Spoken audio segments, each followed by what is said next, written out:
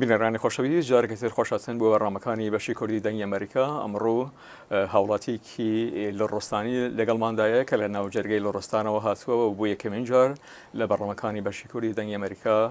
لەگەڵماندا بەشداریە کات کاک نێزامە ڕەجەبزادە.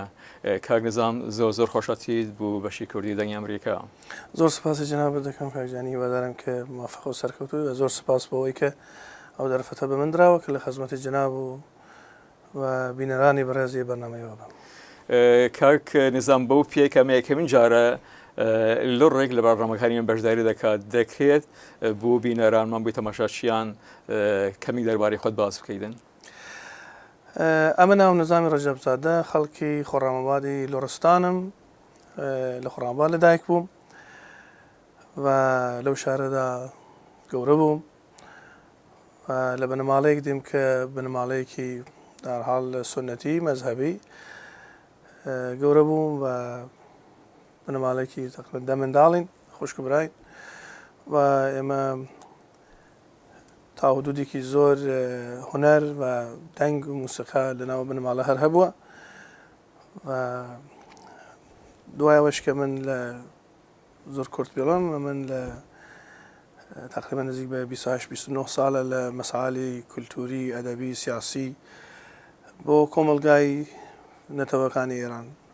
هەڵسوڕینم هەبووە، فعالیەتم هەبووە و چەندین ساڵیشە کە بەشی تەلەڤیزیۆنی با بڵێن بەشی لۆڕی تەلەڤیزیۆنی نەوروستی باستۆی منە وەکو دەرهێنەر و پێشکەشوان و ئێستش لە خەزمەتی جەنابعالی دام کە هیوادارم بتوانم. هەروەژیش مێ زۆر خۆشحاڵین بەو پێی کە تۆ لە چەندین بوارە چالاکی چه کۆمەڵایەتی، چه سیاسی، چه هونەری هەزەکەن لە سەرەتاوە بزانین کاری باسە هونەریەکان بکەین، چه جورە کارایی تا ئێستا ئەنجام داوە؟ ئەزیز جەنابەت بکەم ئێمە بەهۆی ئەوەی کە لۆڕستان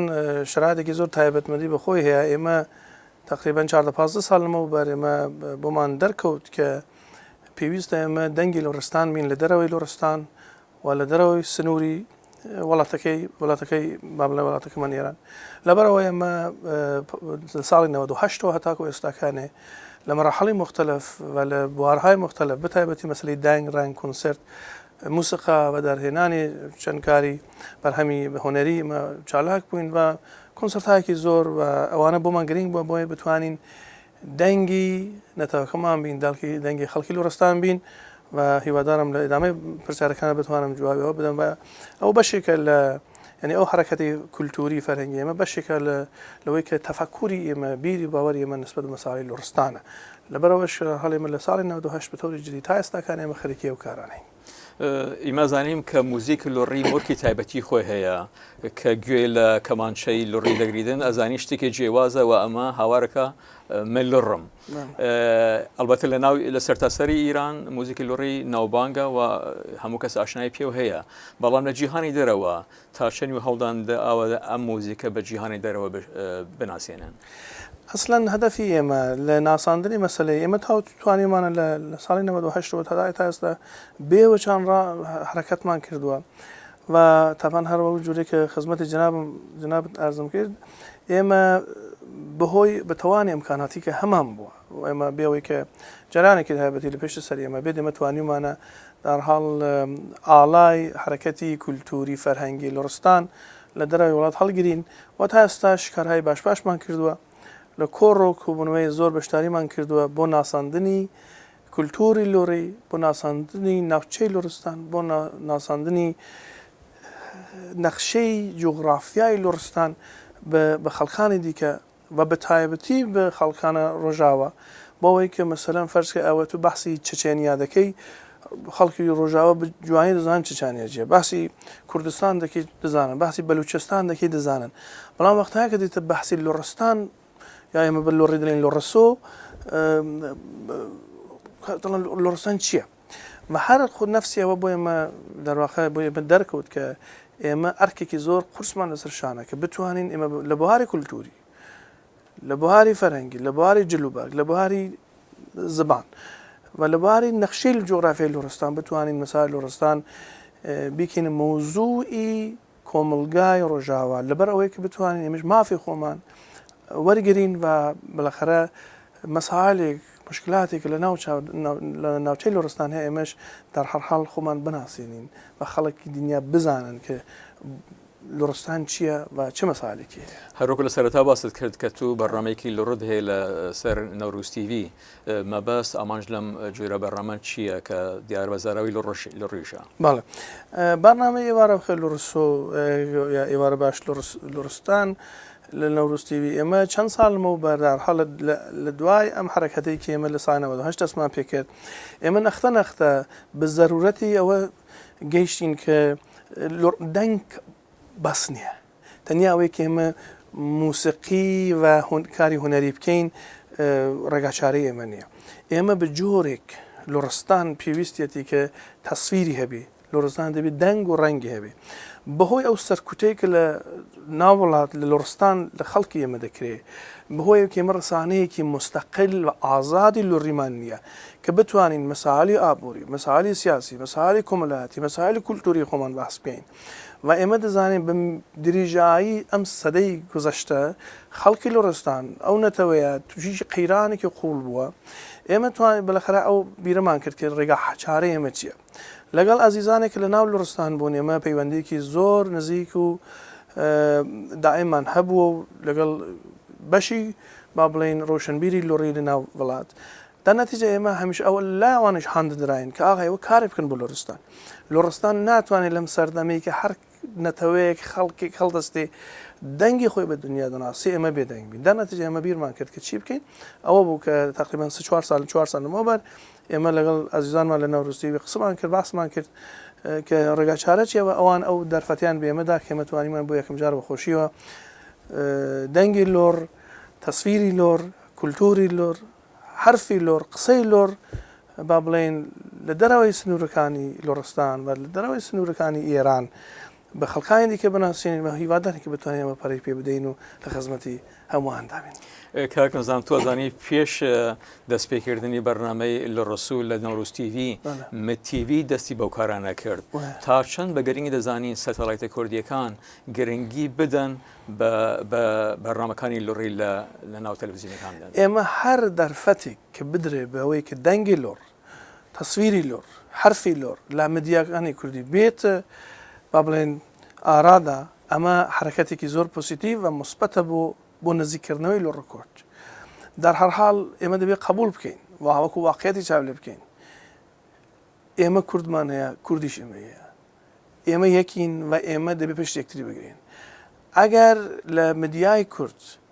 ئێمە جێگامان نەبێ ئەی لە چی دەبێت جێگامان نەبێ ئەگەر مدیای کورد دەرفەتێک بە لۆڕ نەدات کە ئەو جورێک کە من تێگەیشتوم لە ئەدەبیاتی و سیاسی کورد در هەر حاڵ ئێمە بەشێک لە بەشێکی میژووی و بەشێکی گەورەی لە خۆی دەزانێ پس دەبێت واقعیەتی ئەو تەفەکوڕەوە ئەو بەرداشتەی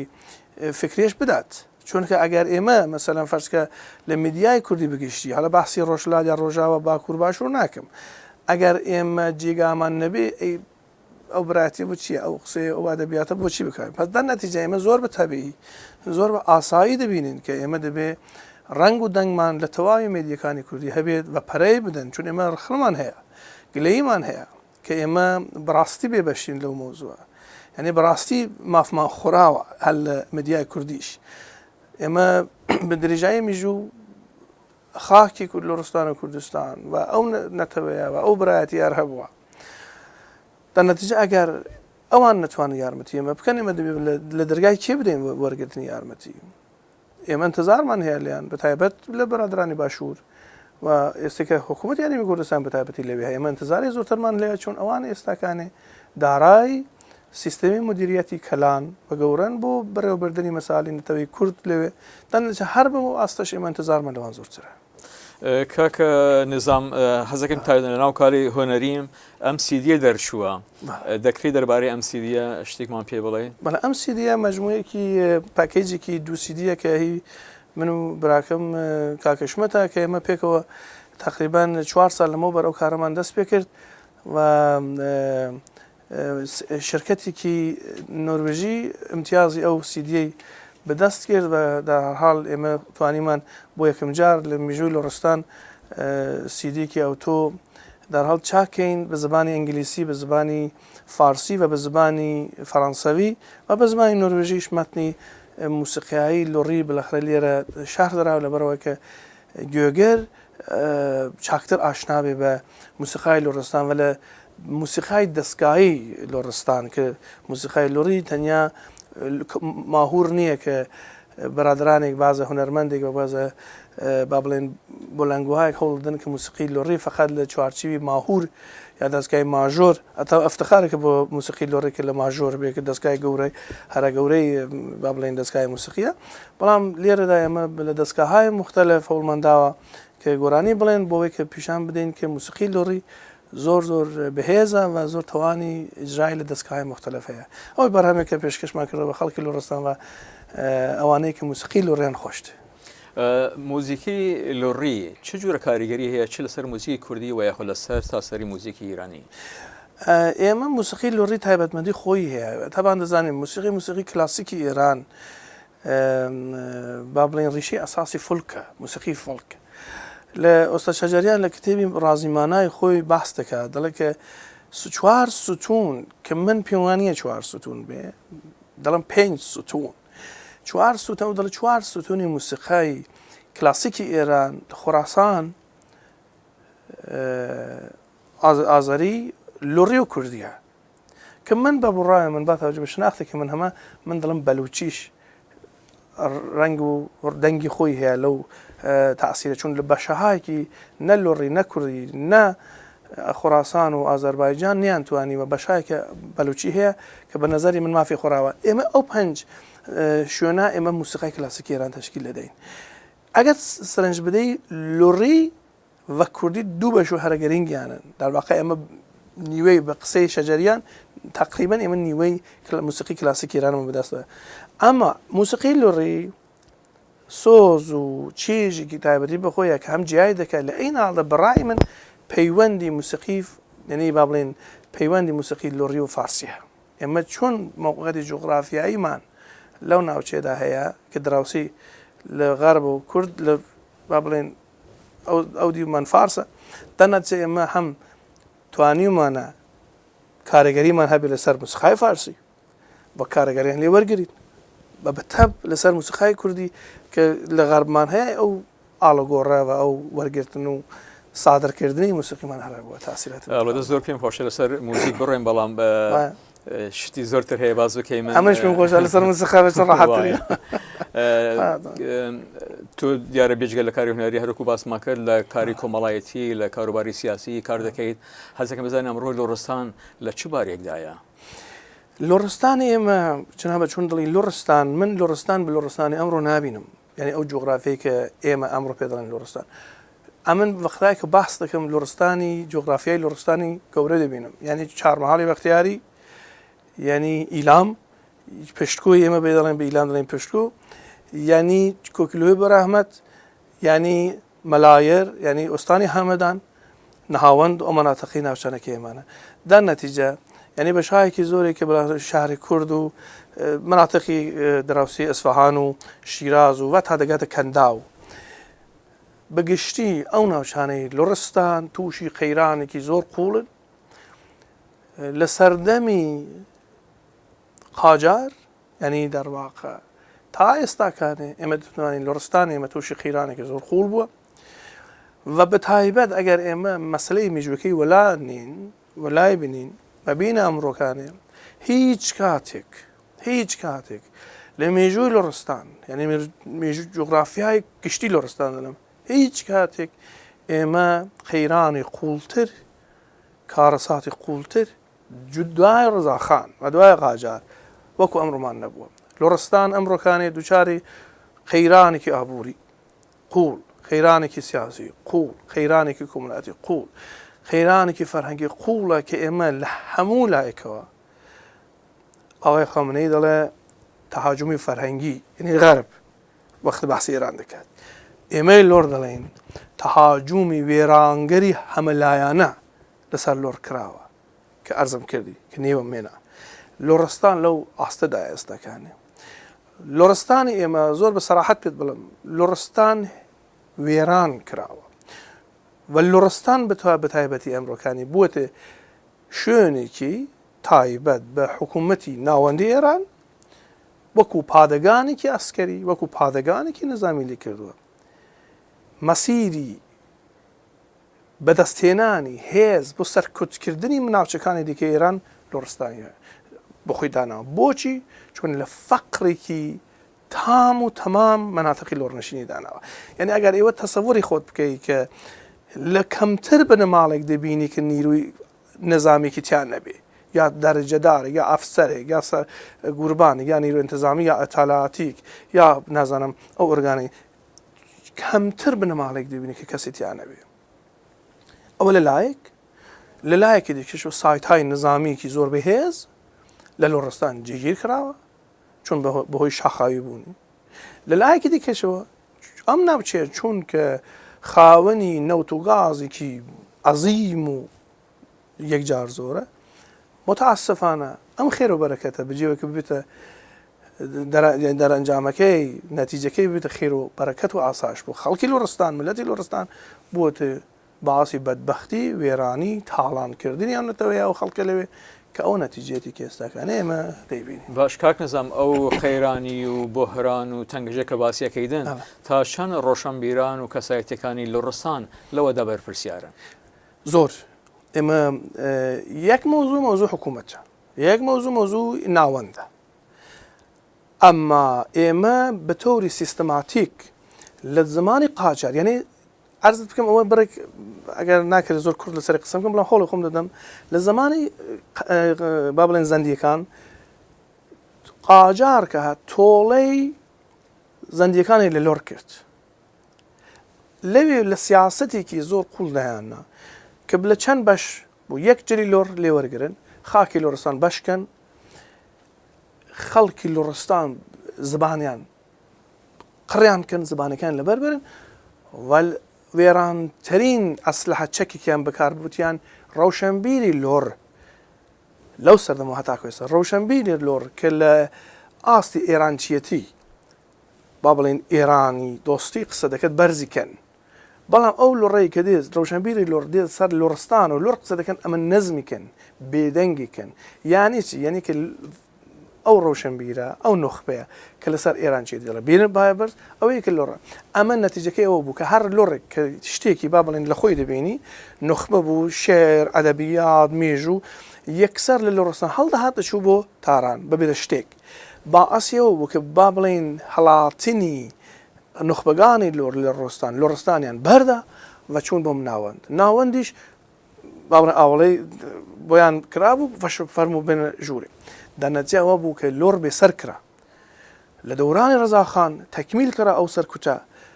بە شکلێکی وێرانگەر لۆڕیان نابوت کرد دەربەدەریان کردن وڵاتەکەیان وێران کردن با بڵێن بەشپەشیان کردن و ئەوە خوڕاسان و ئەوە قەزڤین و ئەوە مەنجیل و لۆڕەکانیان ببێنێت دەرنەتیجە لۆر لە دەرەجەی سەرکوت بە مەنکوب گەیشت یعنی دیفاع قودرەتی دیفاعی لەسەر نەما ئێمە وەختای دەڵێن سەرکوت دەکەین سەرکوت وەختای مەرحەلەی سەرکوت یعنی کە تۆ فرسەتی دیفاع لە خۆت هەیە هێشتا هویەتی خۆتت باوەرە بەڵام وەختای کە مەنکوب کرای هیچ قودرەتی دیفاع لە خۆت نامێنێت لۆر ئەوەی لێسەندرا و وەختار نوخبەکانیش ڕۆیشتن لۆر بێکەسما نەتیجەی ئەو بێکەسیە ئەوەیە کە ئێمە ئەم خێرانە دەبینین پەستان نەتیجە ڕەوشەنبیرانی لۆر بە ئەدەمی دەرکی سەحیح لە مەوزوعەکە ڕۆیشتن بۆ مەرکەزگەرایی و لۆڕستان بەو سەرنەوشتە کەوتۆ کە ئێستا ئێمە لە خزمەتی جەنابەت خەڵکین تەشریحی دەکەین کاکە نەزان نازانم تا چەند لە بیرتە جاران ئوستانە کێرمانشاهان بود کە ئوستانە کێرمانشاهان بود هەمەدان فەرمانداری کورد بوو سەر بە کرماشان ئیلام و پشتکو فەرمانداری کورد بوو لە ڕۆستانیش هەم فەرمانداری کورد بوو بەڵام ڕژیم هات نەکەر یەکێک جیایان کردەوە بەڵکو لۆڕستانش کردە دوو بەشەوە چوارمەهال بەختیاری و هەفتلنگە بەختیاری بەولا ڕۆشتن بەس لەو بڕواایدە ئەمە ڕێبازێکی داڕژاوە لەلایەن ڕژیمەوە کە بەمەبەستەوە ئەم کارەکە کۆلەن دەوڵەتانی ناوەندی ئێران لە قاجارەوە تا ئەم سەردەمەی خۆمان هەدەفی ئەسلیان ئەوە بووە لۆڕستان بەهۆی مەوقعیەتی ژئۆپۆلیتیکی حەساسی لە ئێراندا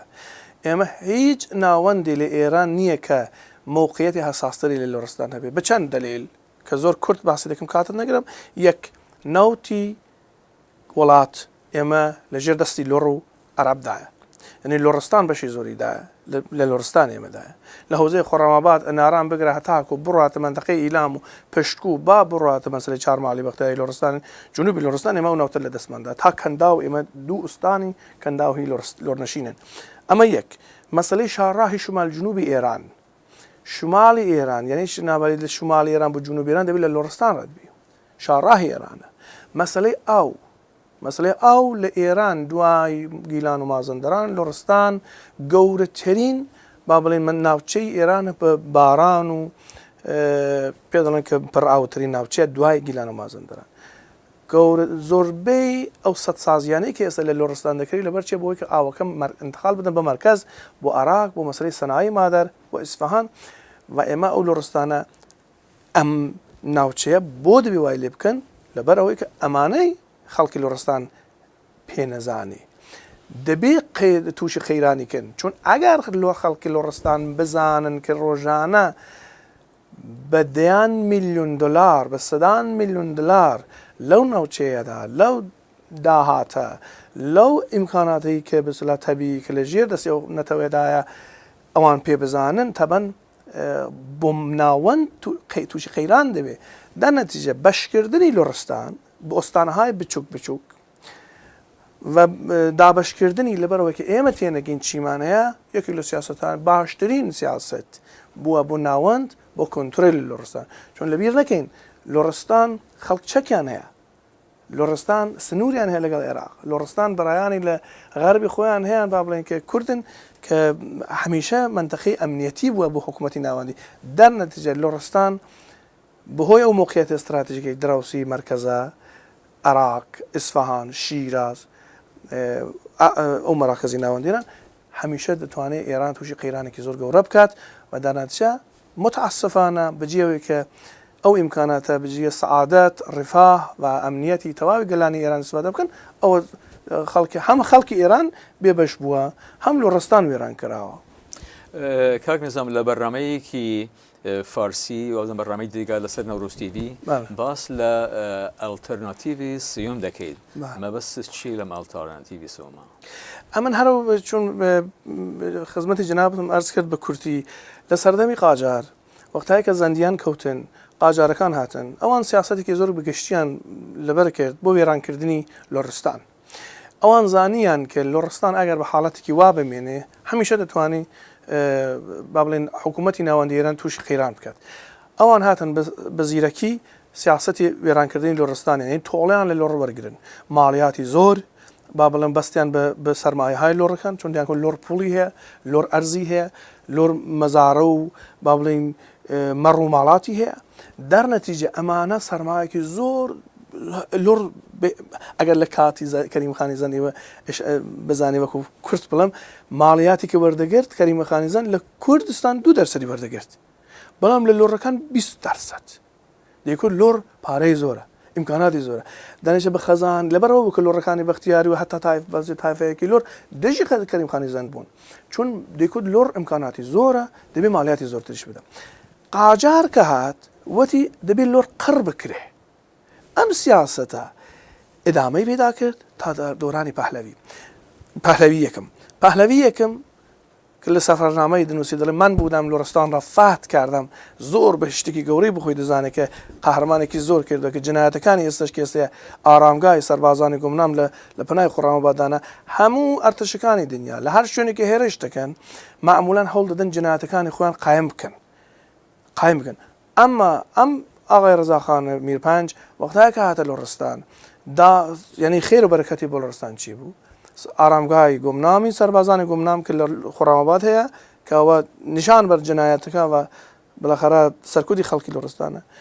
و یەکەم ئەسلحە تەیارەشی کە لە وڵاتانی ڕۆژاوە وەرگرت ئەڤەلین شوێنی کە بۆمبارانی کرد خۆڕەمەبادی لۆڕستان بوو کە تووشی بۆمبارانی هەوایی نیروهای نظامی مەرکەز بوو خودی ئەمە نیشان بەوە دەدا کە لۆڕستان منتەقەیەکی زۆر حساس بووە لە ئاغای پەهلەوی یەکەم کە بگوزێنین ڕزاخانی میرپەنج دین ئەسلاحاتی ئەرزی و داڕواقع کوڕەکەی ئەدامەی ئەو وەزیەتەیدا لەوە دەگۆزارین دەرحاڵ لە ئەدامی هەر ڕەوەندیەکەم بووە لە جمهوری ئیسلامی جریانی مەکتەبی هات سواری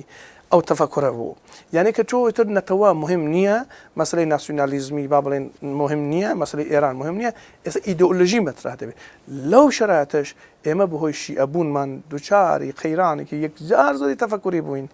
یعنی چێنی حکوومەت زاڵ بووە بەسەر ئێمە تاتۆنێتی ئەزاداری ئاشورا فەرهەنگی ئاشورایی فەرهەنگی شاهید سازی فەرهەنگی ئەوەی تەرویج کردووە بە خۆڵی فارسەکان ئەسەن ماسخ کراوین ئەو خەڵکی لە ڕستانە لەو شتەی ئەمە خۆشبەختانە لەو ساڵانی ئاخرەوە کە ئێمە دەستمان کردە بە هەڵسوڕانی فەرهەنگی توانیمانە زۆر باش پێش ئەو ڕەوەندە بگرین و ئێمە ئەخبارمان هەیە ئەتلاتمان هەیە کە لە لۆڕستانی سە خەڵک بێمان دەڵێن کە ئاغا ڕەوەندی ئەو فارسی سازیە و لە بین بردننی لۆر خەریکە دەگۆڕدرێ ئەوە شرایطێکی کولی بووی ئێستاکانێ ئەو ئالتەرناتیڤی سێوم بەر ئەسا بەربەستەری ئەمە ساز کراوە یەک شاه و ئەوەی کە بەلۆڕ کرد شەیخ ئەوەی بەلۆڕ کرد ئێمە ئەوە بە یەک ئالتەرناتیڤ دادین دڵاغا شاه و شەیخ ڕێگە حەلی مەسلەی لۆڕ نییە لەسەر 100 ساڵە گۆزەشە تا ئێستاکانێ لۆڕ ئەوە وەزیەتەکەێتی پس ئێمە ئەمتحانێک نەماوەکنە داناچە ئەوانە ئەمتحانی خۆیان پستاوە بۆ ئێمە خێرەکە بەرەوەکەتیان نەبوو بەغێرە وێرانی و وڵاتەکەی ئێمە پس داناچە ئالتەرناتیڤ یەک شاه و شەیخ بەڕێزەری ئێمە مەردود بەنافەی ئێمە دەستکەوتێکیان بۆ ئێمە نەبووە دینە مەسلەی ئۆپۆزیسیۆنی ئێران کە ئەمڕۆکانی هەن چ لە چاپ و چ لە مەزهبی سەراسەرەکەی ئەوانش هیچ بەرنامەیەکیان بۆ لۆڕستانی ئێمە نییە بە هیچ وەجه هیچ بەرنامێکیان دەناچێ ئەوان ڕێگە حەلیم ئەوانش بەدوای ئەوان کە مارکز بگرن بێنە ناوەند لە ناوەندانش حکوومەتێکی مەرکزی داینن و ئەمجا دڵن بەشێکتان دەدەینی کە ئەوش دەبێتە بەشەکانی کە ئاغایانی پێشتر لەوان بەحسیان کردو ڕێگە حەلی سێمێمە ئالتەرناتیڤی سێمێمە چییە دەڵێن لۆڕە کورد اتحادی لۆڕە کورد اتحادی استراتیژیکی لۆڕە کورد بەهۆی کە دوو ناوچەی حساسی ئەم وڵاتن ئێمە پشتێکتری بگرین ئێمە دەتوانین هەم لە شعاری برایانی فارس یا غیری فارسمان کە باس تەجزیە تەلەبی دەکەن پێشی بگرین وا بڵێن ئێمە لۆڕە کورد ئێمە ئێران بەشێکی زۆری ئێمەین و مافی ئێمەیە کە ئێمە دەستمان لە ناوەند هەبێ چونکە وەختە ناوت و ئاو و ناوچە و سنووری ئێمە وەختە ئێران تووشی قەیران دەبێت لۆڕ دەبێت شەڕەکەی بۆ بکە بۆ وەختای کاتی دەسەڵات و ئیمکانات بەشکردنە ئێمە بێبەش بین وەختایە دەڵێن کە لۆڕ قەهرەمانە نازانم ڕەشیدە غەیوورە سەلاحشورە دێ باشە وەختای شەڕ من هەم بۆ وێرانکردنی وڵاتەکەی من هەم بەڵام بۆ ئابادی من نیم دار نەتیجە ڕێگا چارەی لۆڕ ئەوەیە کە ئەتحادێکی استراتیژیک لەگەڵ کورد بکە یعنی هەریمی لۆڕستان لەگەڵ هەریمی کوردستان دەبێ ئەوانە دوو هەریمی برایەتی دابنێن و ئەم دوو هەریمە بتوانن دەستیان هەبێ لە مدیریەتی کەلانی ئێران یعنی چی یعنی ئێمە ڤەزنەیەکی زۆر گەورە ئەتحادێکی استراتیژی بکەین کە لە هەر تەحوڵاتێکی ئاڵەگۆڕی ئێران ئێمە بەشدارین بەو پرسیارە ئالتەرناتیڤی ئێمە چەند مەوزوع هەل دەکەین یەک شعاری تەجزیە تەلەبیەکێک لەلایەن زۆر کەس دەکرێ مەردوودە ئێمە وڵاتی ئێمەیە دوو دموکراسی لە ئێران نهادینە دەکەین یعنی ئێمە 100 ساڵە بۆ شەڕ دەکەین بە دموکراسی نهادی نەکراوە چون یەک لایەن بووە هێز بەدەستی کەوتووە ئێمە وەختە هەی تەعادڵی قوا ئیجاد بکەین و لۆڕ ئەو قودرەتەی هەیە کە و تاسیری دابنێ ئێمە دەتوانێت ئالتەرناتیڤ سێم بە ڕێگە حەلی ئێران دەزانین نەتەنیا بۆ لۆڕ نەتەنیا بۆ کورد بەڵکە ئالتەرناتیڤی سێم ئەتحادی استراتیژیکی کورد و لۆڕ دەتوانێت پێشەنگێک بێ ڕێگا پیشان بدە بۆ ئایندەی ئێرانێکی دموکراتیک با ئێرانێکەوە گەلانی ئێران خۆیان بزانن چۆن دەبیان مدیریەتی بکەن هەڵا فدرالیزمە کۆنفدراسیۆنە بە هەر شیوەیەکە حکوومەتێکە گەلانی ئێران دەیانوێت کاکەنەزان پاشن تو ڕۆشت ناو باسەکانەوە بەو شوێکە خۆت باست کرد و باسیش دەکرێتن ڕێبازەکانی ڕێژیمەکانی ناوەندی نەکردی وارێک لە بینی بەشەکانی کوردستان دەست کردووە بەڵکو لە بینی شارەکانیشدا و هەروازانی بزان لە ڕستانی واشۆش بەرەوە ئەو لا ڕشۆ تاکو بەرەوە ئەم لابێ بەرەوە لای کوردستان تو زیاتر چارەسەرکردنەکە لە مەسائلی فەرهەنگی دەیبینی دەین و یاخود لە مەسائلی سیاسی و ڕێکخراوە کوردیەکان سازمانە کوردیەکان چ ڕۆڵەکاتوان لەمەدا ببینن کۆلەن ڕێگا چارەکە ئەوەیە کە ئێمە لۆڕ دەبێ خۆی سازماندەی بکات لۆڕ هەموو شتێکی لە دەستاوە لۆڕستان وێران کراوە لۆڕستان دەبێ بە سۆرعات بی ئەوەی کە کات لە دەست بدا خۆی ئامادە بکە بۆ قەیرانێکی خەریکە دێت لە ڕستان خۆی دووچارە قەیرانە بەڵام لە ڕستان دەبێت بۆ تاهەوڵاتی گەورەی ڕۆژلاتی ناوەڕاست بەتایبەت بە گشتی و ئێران کە ئێمە بەڵەخەرە بەرەو ڕووی دەژینەوە تاهەوڵاتە لۆڕستان دەبێت خۆی ئامادە بکە بۆچی لۆڕستان دەبێت ئامادە بکە خۆی لۆڕستان ئەگەر خۆی ئامادە نەکات دیفاع لە دەستکەوتەکانی میژووی خۆی نەکات ئێران تووشی قەیرانی گەورە دەبێت دان نەتیجە بۆ ئەوەی کە ئەرزم کردی لەم حرەکەتەدا کورد ڕۆڵێکی زۆرم گرنگی هەیە لە حمایەتکردن بە لۆڕ کورد بەتەنیا بە دەستکەوتەکانی ناگات نیشانی داوە لە 100 ساڵی گذشتە کورد بەتەنیا نەیتوانی بشکاری بکە هەر کاتێک سەری هەڵی ناوێ بە دەستکەوتەکانی بە حەقی خۆی یعنی ڕەوای حەقی ڕەوای خۆی فارس هەڵە حکوومەتی ناوەندی ملت نەکوونەتەوە بەڵام تەفەکوری ناوەندی توانیوێتی لە استفادە لە شیعە بە سونی دژی سونی بە ئەکسەریەت عەلەیهی ئەقەلیەت بەڕێگا ئەوە کورد سەرکوت کات دەرنەتیجە دەڵێم کورد ڕێگا چارەی نییە دەبێت نزیکاتی لە لۆڕ بکات وەکو برا وەکو نەتەوە وەکو دراوسی وەکو ئشتراکاتی میژووی کە ئێمە هەمان بووە و سرنج بدە بەو مۆزووە چون مشکلی کورد ئەمڕۆ مەهاباد و بۆکان و سەقەز و دیواندەڕە نییە مشکلی کورد ئەوەیە کە تازەوانە کوردستانن مشکلی کورد ئەوەیە کە ئەو ناتوانێت پردێکی دیپلۆماتیک لەگەڵ لۆڕ سازکە کە چارەسەری بۆ مەسالی گشتی خۆی پەیدا بکە دەرنەتیجە ئەولەویەتی دیپلۆماسی و حرەکەتی کورد دەبێت لەگەڵ لۆڕ پەیوەندی ایجاد بکە و براتی بکە بۆیە کە بتە ڕێگا حەلی ئەمەلی پەیدا بکە بۆ وەزعەتی ئێران هەنەرمەند و چالاکی کاروباری کۆمەڵایەتی و ڕامیاری کاک نیزام ڕەجەبزادە زۆر سوپاس بوو بەشداریکردن لە بەرنامەی ئەمڕۆوان هەر سەرکەوتووی زۆر سوپاس دەکەین مەمنون سەرکەوتوو